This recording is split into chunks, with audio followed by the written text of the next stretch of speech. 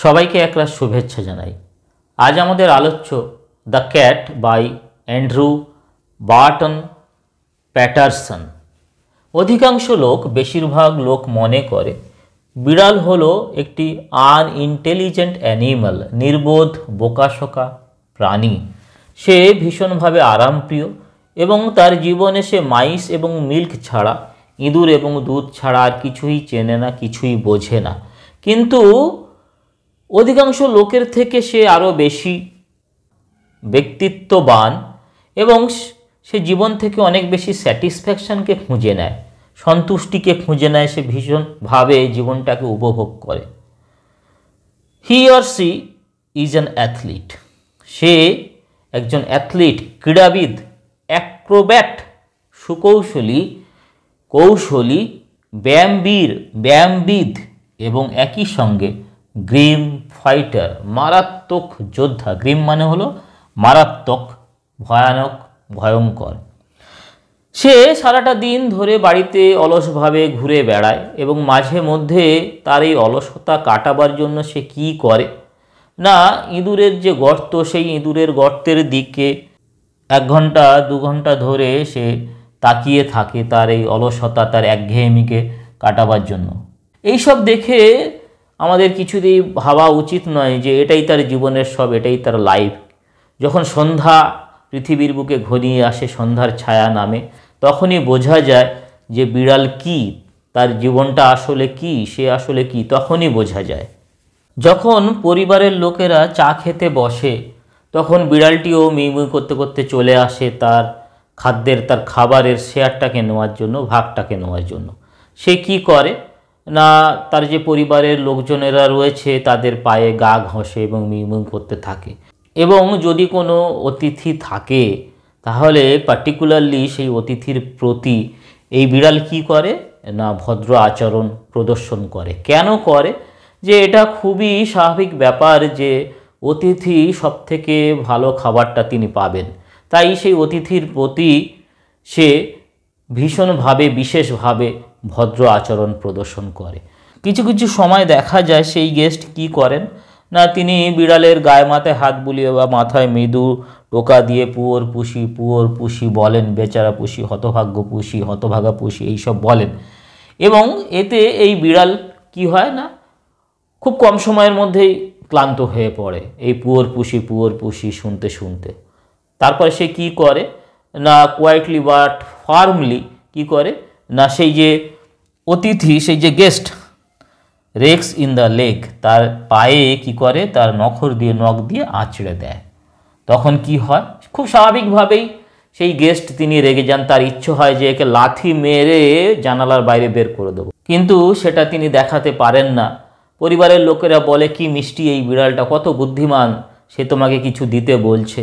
তা তখন তিনি কি করেন না, তার চোখে রাগ এবং যন্ত্রণা নিয়ে কি করেন না, তিনি মুগ্ধ হওয়ার ভান করেন, তিনিও মজা পেয়েছেন এরকম একটা ভান তিনি করেন এবং তার প্লেট থেকে এ বিট অফ ফিশ, এক টুকরো মাছ তুলে তিনি সেই বিড়ালটিকে খেতে দেন। বিড়াল কি করে না, সেই মাছটাকে নেয় এবং তার চোখের চাহনি বলে দেয় যে পরের বার বন্ধু, আশা করি এটা বুঝতে তোমার আর দেরি হবে না, পরের বার তুমি তাড়াতাড়ি এই ব্যাপারটাকে বুঝে যাবে, তাড়াতাড়ি আমাকে খাবার হস্তান্তর করবে, আশা করি এর পরের বার থেকে তোমার আর দেরি হবে না। তার চোখের মধ্যে যেন এই কথা, এই ভাষা লুকিয়ে থাকে, এটাই সে বলতে চায়। এরপরে সে কি করে না, মাছটাকে নিয়ে retires to a safe distance, নিরাপদ দূরত্বে গিয়ে সে মাছটাকে খেতে শুরু করে। যখন পরিবারের সবার চা খাওয়া শেষ হয়ে যায়, তারা আগুনের চারপাশে বসে পড়ে, তখন বিড়ালটি কি করে না, অবহেলা ভরে ঘর ছেড়ে বেরিয়ে চলে যায়। এবং এই সময় তার আসল জীবনটা শুরু হয়। সে দুলকি চালে বাড়ির পিছনের খোলা জায়গাতে যায় এবং সেখান থেকে লাফ দিয়ে বেড়ার উপরে ওঠে এবং শরীরটাকে আলতো করে গড়িয়ে দিয়ে বেড়ার উপরে চলে যায় এবং দুলকি চালে দৌড়ে গিয়ে সে লাফ দিয়ে একটা খালি ছাউনির ছাদে গিয়ে উঠে পড়ে। এখানে তার চলাফেরা সাবলীল, ক্ষিপ্র, চিতা বাঘের মতো হয়ে যায়। সে ক্ষিপ্র দৃষ্টিতে, তীক্ষ্ণ দৃষ্টিতে এদিক ওদিক তাকিয়ে তাকিয়ে সে যেতে থাকে। কেন যায় না? চারিদিকে তার শত্রুর অভাব নেই। তার শত্রু কারা? অবশ্যই ডগস, কুকুররা, এবং স্মল বয়েজ, ছোট্ট ছোট্ট সেই সমস্ত ছেলেরা যারা পাথর হাতে দাঁড়িয়ে থাকে, তারা তার শত্রু। ছাউনির উপরে বিড়ালটি কি করে না, তার পিঠটাকে বাঁকিয়ে দিয়ে উঁচু করে, আর পুরানো ছাদের যে নরম আস্তরণটা রয়েছে তার উপরে এক দুবার নখ দিয়ে আঁচড়ায়। সে আরও কয়েকবার শরীরের সব পেশিগুলোকে কাজ করার মতো অবস্থায় আছে কিনা দেখে নিয়ে আড়মোড়া ভাঙে। তারপর মাথাটাকে প্রায় তার থাবার কাছে নামিয়ে নিয়ে সে তার কিন্ড্রেড যারা রয়েছে তাদেরকে ডাক দেয়। খুব শিগগিরই তারা চলে আসে, মসৃণ লাবণ্যময় ছায়ার মতো। আর তারা 1 ঘন্টা আগের মিউ মিউ করে দুধ আর মাছ চাওয়া নিরীহ প্রাণী কিন্তু এখন আর তারা নেই।